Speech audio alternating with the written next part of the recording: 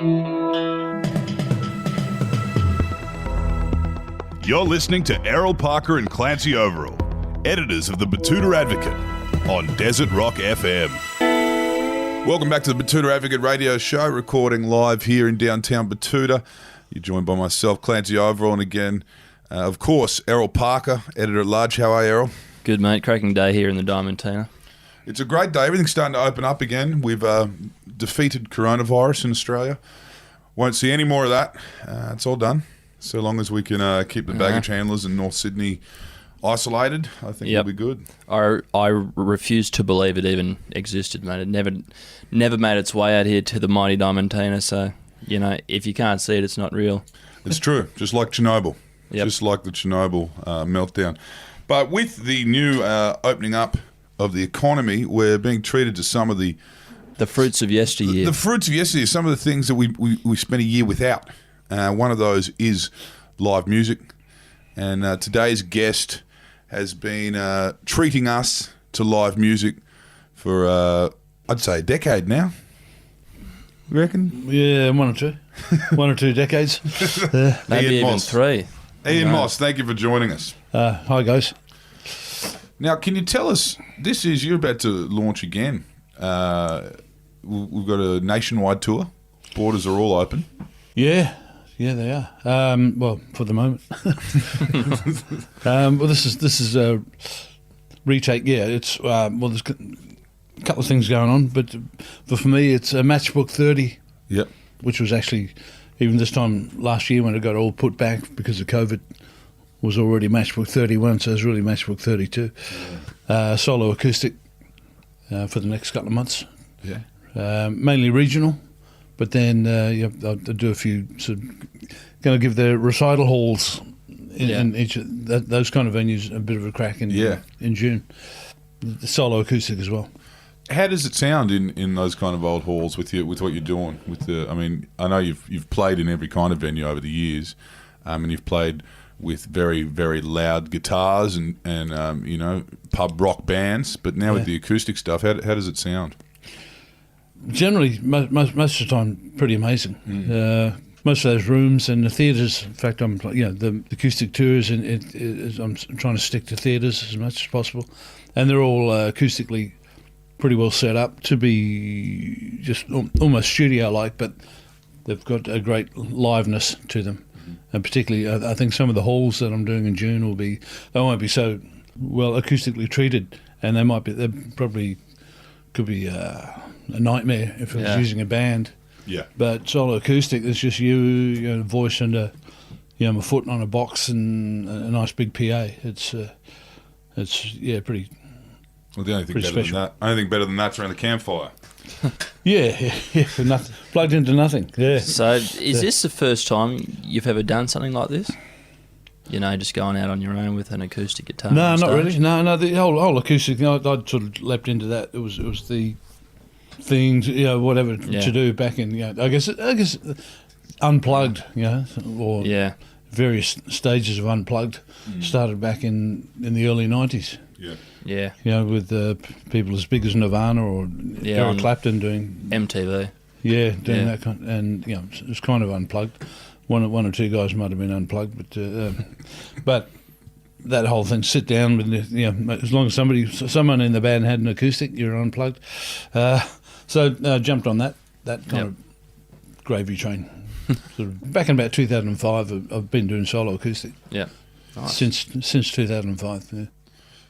Now the thing is that a lot of people forget nowadays because we're in a world where there's the internet and some bands that might have been around in the start of all of this kind of just keep going and going and going.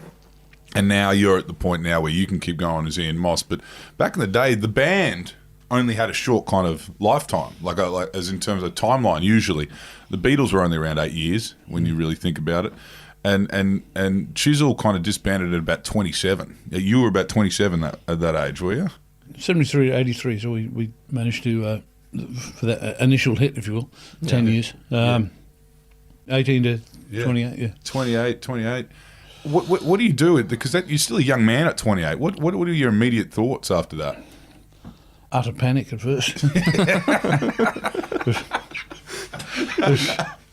No, well, it was. Yeah, I don't know. Looking back, I don't know why. Oh, okay, but that's ended. I'll get on with the solo career. But no, the first there was that shit. What am I going to do? Don't have a trade. Yeah. You kind of assumed it was all over anyway. Yeah. Thought, you're 28-year-old. You had bands break up, come and go. That's it. Yeah.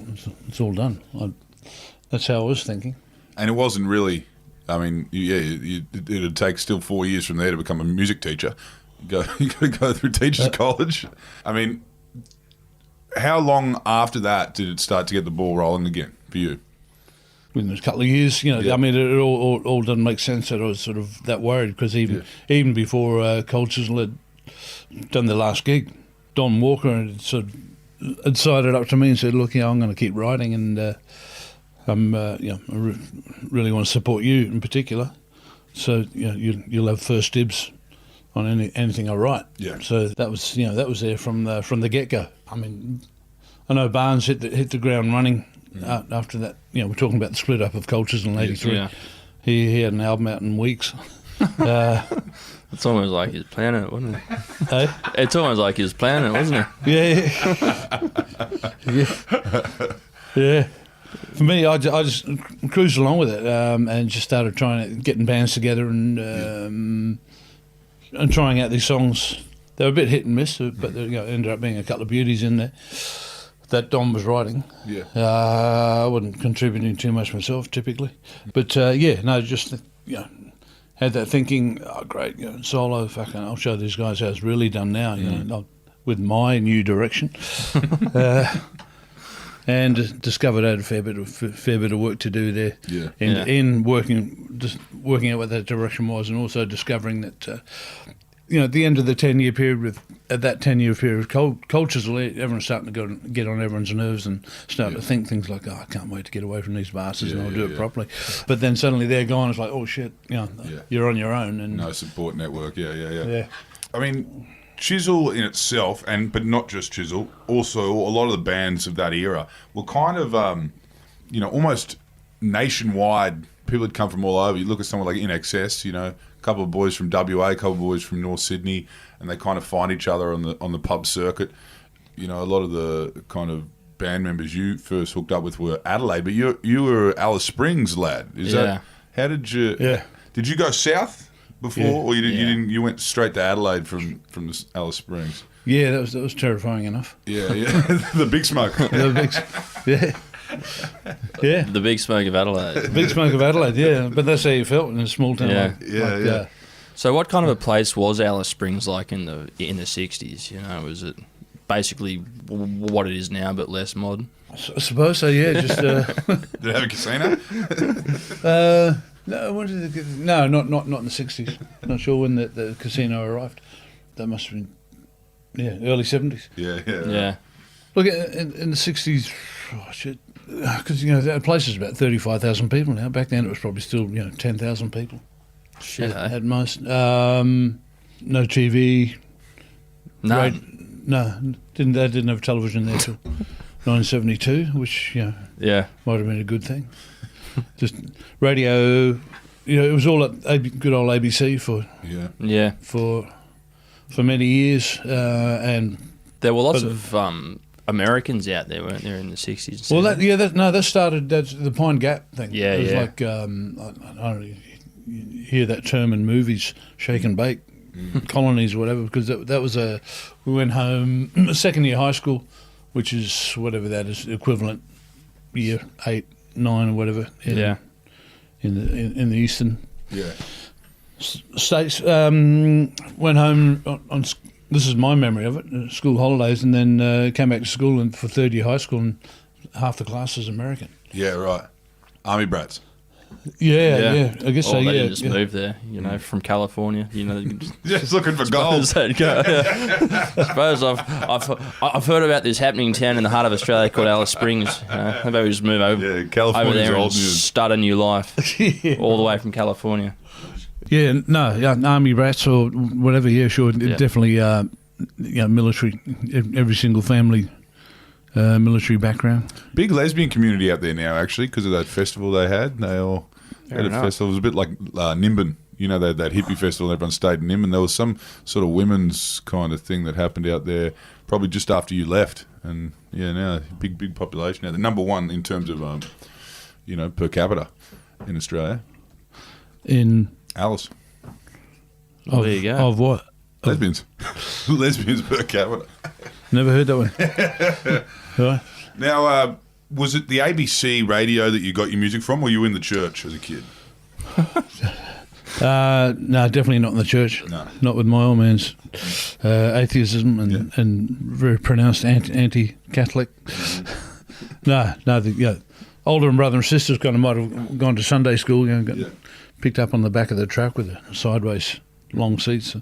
But I was a bit disappointed at the time and never got to experience, probably not going to Sunday school, but actually being able to get up on this truck and go for a ride. So no, it's just ABC radio, which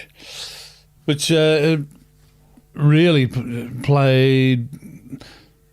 Well, the main thing you seemed to hear there's like a request show called Hospital Half Hour, or Hospital Hour, whatever it is, and that was on every morning. I don't know where the patients were, whether it was a hospital or just whatever people wrote in, and you pretty much typically got that same repeat of songs, but it was either strongly, really country stuff, Hank Williams, or songs like Little Boy Lost, Where's my daddy, cried the little boy lost, stuff like that, or They Say Don't Go Onward and Mountain, chucking some Slim Dusty. Had that side of it covered, but the other side of that was there was always a lot of R&B, sort of, as in Ray Charles and Sam Cooke. So you're getting your good dose of soul music. So it's those two genres. That's a mainly. good kind of combo, really, for what you ended up doing down there in Adelaide. Yeah, true. Yeah. How did you? Yeah. What was it? Was that you bought your ticket on the bus, and is that how it went down? Was it one of those kind of stories? It was it was great, you know, kicking and screaming. I had an older brother and sister that my mother had insisted because Alice. In fact, another thing that happened in 1972, that was the first year you had year 6, or what they call matriculation, that you could actually complete. You had to actually, up until that point, to finish high school, you had to go somewhere. Yeah, right. Had to head south. So my older brother had been punted off to Brisbane Grammar after 1 year of high school. My sister had gone to Adelaide, and she was 4 years older than me, and she was into the arts, and I think she was destined to go to teachers' college. But she was scared of leaving town, leaving all my mates that I've known since I was that high. But she was the one who said, "No, you got there must have, obviously there was a certain amount of drive from me, but she's the one who said, you've got to get out of there and come down to Adelaide. There's a great music scene. There's British migrants sort of arriving here, and there's a really advanced music scene." 10 Pound Poms. Where'd you land? Elizabeth? Not quite, no. No, not with the stories that... Not Snowtown? No, Snowtown might have been safer. Judging by this, it was a bit of a rough joint. If you Elizabeth with the British migrants coming from, And then you kind of did all that, and then as we were speaking about before, you found yourself solo. 10 years on the road with those guys, you found yourself solo. What would you at that point of your career describe your sound as? I don't know, blues rock guitar player, trying to be a white soul singer. Little White Soul. Yeah, kind of. Yeah. What was the scene like in Adelaide when you were coming up? I mean, it's been one of the great incubators of Australian music, really, down there in Adelaide. I mean, from the early days, you've obviously coming out of the pub rock scene. Then what it is now, it's kind of the beating heart of the Australian hip hop industry down there in Adelaide. What is it about Adelaide that makes it, so good for music to grow? Yeah, I don't know. I still wonder what the Adelaide music scene might have been like without that influx of that instant shake and bake suburb of Elizabeth, and all the pommies that brought in music, whether it be John Swan and Barnes or Glenn Shorrock and probably a whole host of others. But I don't know, it just had a strong propensity for the arts. Way back, maybe even premiers like Dunstan, Don Dunstan, sort of allowing and pushing and encouraging that side of things to flourish. Yeah, there's all sorts of reasons, perhaps. Mm-hmm. Now you've been touring a lot, even since the band. You've been touring. How many years has this been? Like, you didn't take any big sabbaticals, did you? No, not really. Look, just going back to when the Cold Chisel first split up in '83, seemed to go for a little bit of a freak out there for a while. Yeah. But it's probably back into it for a year, after a year. No, never really stopped. And then, then the Cold Chisel kept deciding it would get back together and do something, and then have a big fight and split up again. And so, what was that conversation like? I guess what you came back together in '96, '97. Yeah. Who was the one who picked up the phone and was like, "Let's try and get something going again"? I'm not really sure if it instigated one person. All I can recall is it might have been as early as '88. Yeah. That I remember just didn't talk a lot to Jim privately. Yeah. But it must have been talking to him about something, and he said, ended off this phone call with something like, "Anytime you want to get the band back together, I'm keen as hell." And it's kind of like almost one of those. I sort of realised what he said after he hung up, and I was just quite shocked, blown away, because if anyone seemed dead keen to get away from the whole thing, more than the rest of us when we did split up in '83, I thought it was Jim. So that's all I can say about that. Who instigated to get together? I don't know. Maybe the current management, Rod Willis. Maybe everyone was just slowly dropping hints like that, like Jim did, and somebody sort of, well, let's do it. Plus, the band's popularity kept climbing. Yeah. That was the other thing. At the end of '83, I thought it would be just like any other band. 2 years later, you're sort of completely forgotten about.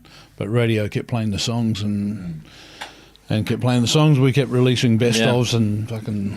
Well, I suppose there was no one really who was going to come in and to fill the void in the music scene that Chisel left, really, when they broke up. I mean, like, it wasn't like there was another band that was ready to slip in there. I mean, it's a pretty unique sound that Chisel had that a lot of other bands might have tried to emulate at some point but didn't really succeed. And such a wide following too. Yeah, well, and plus some, some songs built to last. Yeah. Which is something Don Walker was. There's still kids coming out to Chisel songs at like the undercard boxing matches and stuff. 20-year-old bantamweights, they can't go past Chisel as the entry song. Oh, really? Yeah. And also all the 21st and the weddings and everything. They are built to last. You're right in that regard. Yeah. The interesting thing I thought is, most people go home to their hometown at Christmas and they get to see all their annoying mates. Right. But you guys, the tide rose. So not only is it, reunions and catch-ups and birthdays, but it's also industry events. All these blokes you've known since you're a kid. You all still get on? As in the Chisel lads? Yeah, the whole crew. Oh, okay. Yeah, look, I don't know, it's, everyone just maintains a... No, we're doing fine. Probably better now than ever, I think. Yeah. Everyone's settled down a bit. We've gone through that thing where everyone's, You're not living on top of each other anymore. No. That might change things if we Yeah, and I suppose it's a bit easier when you're not living hand to mouth anymore, I guess. Yeah. Hangover to hangover. Yeah. Well, you haven't got the bank that's breathing down your neck every 5 minutes asking you where the fucking mortgage payments are, Yeah, well, that's makes it a bit easier. That definitely makes it a bit easier. Yeah, no. When we this all I can say is these reunions when we do get together, there's an excitement there, and I can understand this. And that's that other time's not the only other time Jim's expressed that sentiment of how much he still loves it. It would be more than happy if it was an ongoing thing. Yeah. I mean, so he says, but if it actually happened, I don't know. But that's the main thing. We do these tours, and when they come back together, they there's a great bunch of songs there waiting to be played for a start. You never get sick of playing them, so that helps. But we get into a room. There's a real youthful, palpable kind of excitement. Do you guys pass the guitar around the dinner table? Or you're just about sick of doing that? Probably give that one a miss. Now you're doing a lot in Western Queensland over the next year. You got the Big Red Bash. Yeah. In Birdsville. You've been out to Birdsville before? I've done the Big Red Bash once before, back in about 2016. Yeah. It's pretty special place. Yeah, it's just down the road from Betoota, and it's it's going to be great this year too, because obviously a lot was postponed over 2020. Yep. And everyone's got that on their bucket list, I guess, pretty much, particularly people in rural areas. They just want to get out there. Big Red Bash, they want to see the Brophy tent. They want to see, and the bands that come out and play. You've also got Paul Kelly and Friends and Dirranbandy. We thought we'd plug this one. Danny Sheehan, the organiser out there, he's been talking to us. We might be heading out there too, actually, to see this. Yeah. How do you like going in these towns that are a bit smaller than Adelaide? Would you believe? Yeah, right. I love it. I'd be happy just doing small towns all the time. That's part of the thing I'm doing this Matchbook 32, 3 tour is it's regional. It's just a thing. I just coming from Alice Springs, I still miss the place. I still miss country towns. And still after all, I've spent more than 2/3 of my life in Sydney, and love it out of all the cities. But there's still part of me that goes, I'm a country lad. I belong in a country town. Yeah. So I get a fix of that whenever I do go out and do play in these places, and I actually feel it translates into feeling a lot more relaxed and possibly even being a better player and better performer. Because especially a gig like this with just you and the guitar in the country town recital hall. Looking at some of the spots you're visiting here, I mean, Byron Bay would be. I mean, you got Byron Bay, Melbourne, and Brisbane, and Sydney. All the rest are. I mean, the next biggest town after that's Wagga, and then it's down to I mean, obviously, as we said before, Dirranbandy, Lismore, Broome. Down to the Mallee there in Mildura. Yep. Fine part of the world, that is. Mm-hmm. Everyone always laughs when I say that. The Betoota of Victoria, Mildura. Yeah. What's this one? Lovely down there. Where? Becolban. It's in the Hunter. March 27, Sunset Sounds. Ian Moss will be in Becolban in the Hunter. Yep, you've got a whole swagger date scene coming up. Bluesfest. Yep. April 1, April 7 there. This is in Swan Hill, and this is the Matchbook 30. April 4, 8:45 p.m. folks.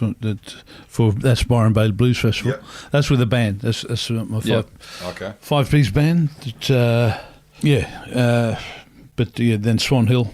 Yep. And Mildura and Broken Hill. Yeah. The Hill. Mario's Palace. Out there at the Civic there in Broken Hill is a fine place to do a show there. Mm-hmm. Musicians Club, I don't mind that joint either. You've got a lot on, and you've got at least 2 gigs within driving distance of us in Betoota. So we're very excited. We've got Big Red Bash on July 6th, and of course we've got Paul Kelly and Friends and Dirranbandy on July 11. Thank you for joining us, Ian. We're looking forward to this. I'm not sure what the venue is in Dirranbandy. It might be an old recital hall just yet. Well, hopefully it'll be the same as it was last year. Might have been a couple of ex-shearing sheds or something as the backdrop, but it was an outdoor thing. Nice and cool at that time of year, but enough lights on you and movement. Yeah. I guess we'll catch you there for a glass of white wine then. Glass of white wine. Glass of white Crisp wine. white with ice. There'll be Casey Chambers will be coming out there, and of course Paul Kelly will as well. He's got family in town, so look forward to it. Thanks very much, guys. Thanks, Ian.